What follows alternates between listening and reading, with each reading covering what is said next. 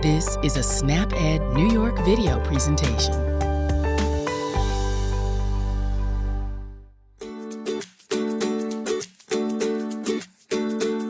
Hello everyone, my name is Wendy Beckman and I'm a registered dietitian with the New York State Office for the Aging and SnapEd New York.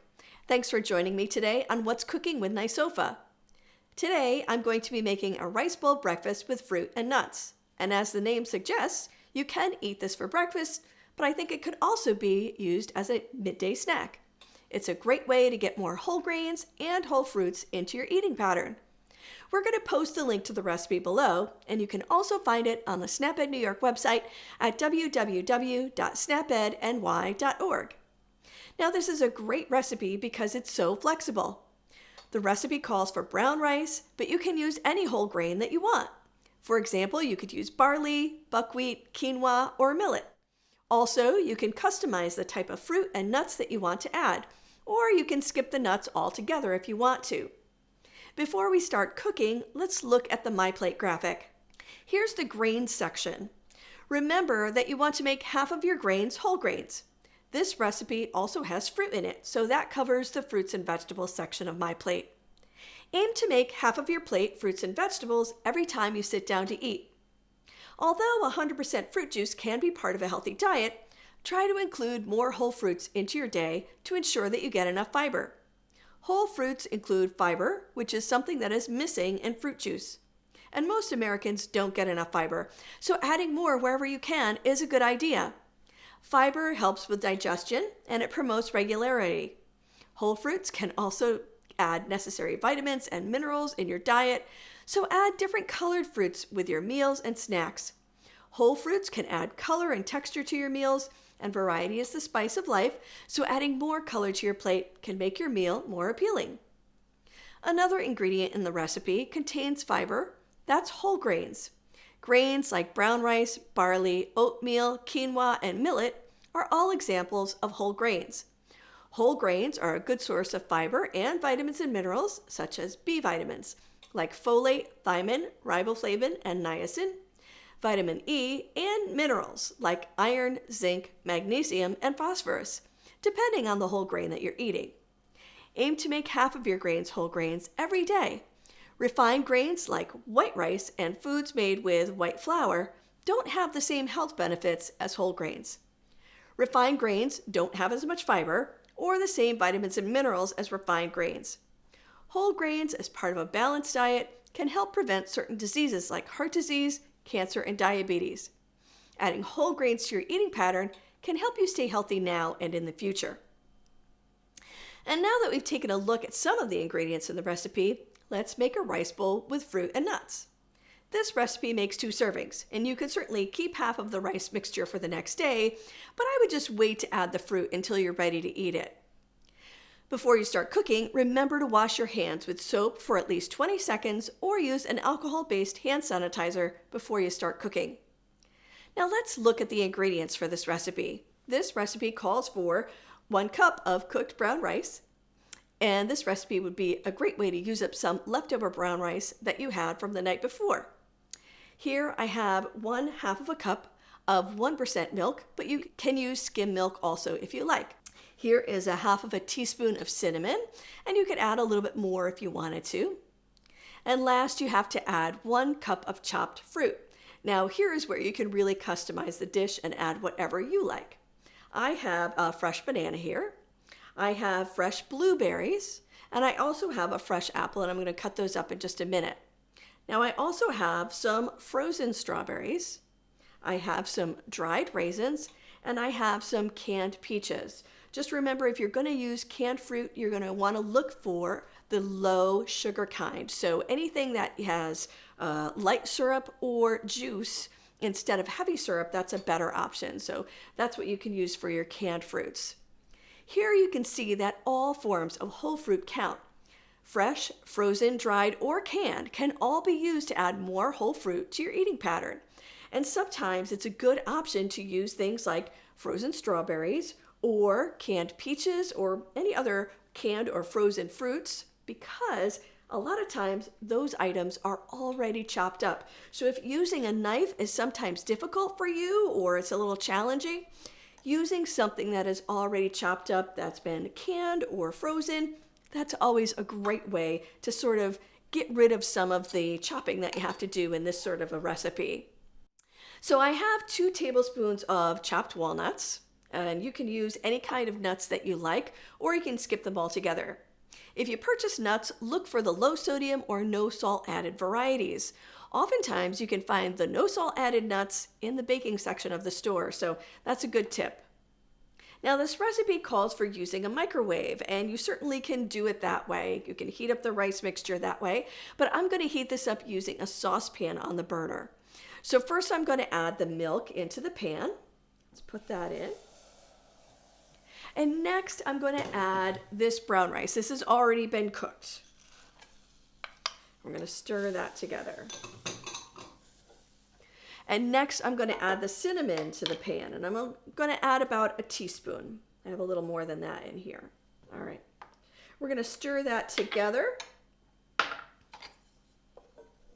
And we're just going to let that heat up. You want to put this, low to medium heat. You don't have to have it too high. You certainly don't want it to burn, but we're going to let all of those flavors sort of incorporate together and let that mixture heat through. Now, while that's heating, I'm going to chop up some of this fruit. So let's look at this banana here. I am going to peel it first. Of course, we want to do that. And then we're just going to chop it into some chunks. Now, you don't need to have the chunks be too large. You don't want them to be too small either. Just chop it right into slices here. Move this apple out of the way. And you can see you can cut them in little disc-sized pieces, or you can cut them into quarters or halves, whatever works better for you. So let me do that. All right, I'm going to move that stuff out of the way. Great. I'm going to stir this mixture again, just a little bit. And next, let's do the apple. One of the ways that I like to cut apples is just cut all the way around the core, and that sort of gets rid of the issue of what to do with the seeds. So again, when you're cutting, make sure that you keep your fingers out of the way. Just going to cut 4 slices all the way around the outside of the core of the apple. And like I said, this apple is a Macintosh apple, but you can use any type that you like. And I like to sort of cut it into chunks. I also like to keep the peels on the apple. You don't have to do that. You can certainly peel them if you want to, but if you leave the peels on, it gives you a little bit more fiber and a little bit more color. I think it looks a little more colorful. So let's do that. Again, keep your fingers out of the way. You can curl them back a little bit. Keep them out of the way of the knife. All right, good. So that looks pretty good. And over here you can see that this rice is sort of heating up very nicely. And it smells really great. Anything with cinnamon in it is one of my favorites, so looks really delicious. So now that I have that together and it's heated through, it's steaming very nicely here, I'm going to turn the heat off. And I'm going to put the rice in the bowl and add whatever toppings you like. That's what you do next. So I'm going to get a bowl over here. And here you can see I'm just going to add all of this right to this bowl. There, that looks really great. That looks delicious. All right, and I think that with this bowl, what I'm going to do is add some blueberries. Put blueberries on half. And I think that I'm going to put some bananas on the other half. That seems like that would be a really nice combination to me. That smells delicious. I cannot wait to try this. That looks great. And I can actually sprinkle a little more cinnamon on the top if you want to. Okay, there's one. And I'm going to actually get another bowl that I made earlier. I actually heated up the rice and the milk in the microwave, and I'm going to do that. Did that for you. So this is a different bowl, and this one I think I'm going to do apples. Let's do that first. And that's why I like to leave those the peels on for the apple because then it's really nice and brightly colored.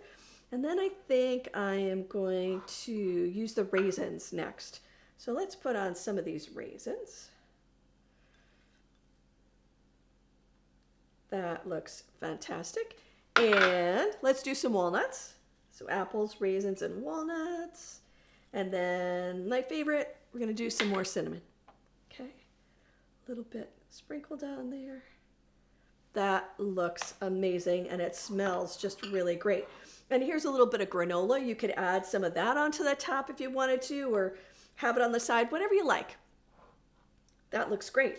All right, so I hope that this recipe gave you some ideas on how to incorporate more whole grains into your breakfast.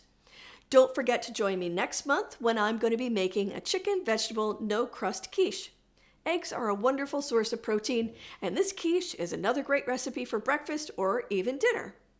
I'm going to be back with another edition of What's Cooking with NYSOFA on Friday, March 31st at 12:30 p.m. right here on the New York State Office for the Aging Facebook page and the New York State Office for the Aging YouTube channel. Make sure to check out the New York State Office for the Aging social media channels and check out the SNAP-Ed New York website where you can find out more ways to save time, save money, and eat healthy. This presentation was funded by the U.S. Department of Agriculture. This institution is an equal opportunity provider. Have a great day and stay safe out there.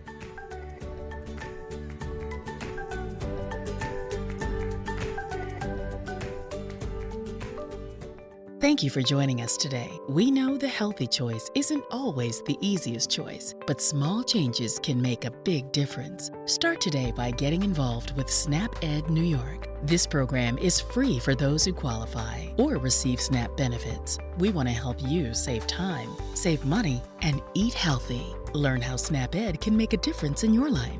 For more information and to find your local program, visit snapedny.org. This material is funded by USDA's Supplemental Nutrition Assistance Program. SNAP.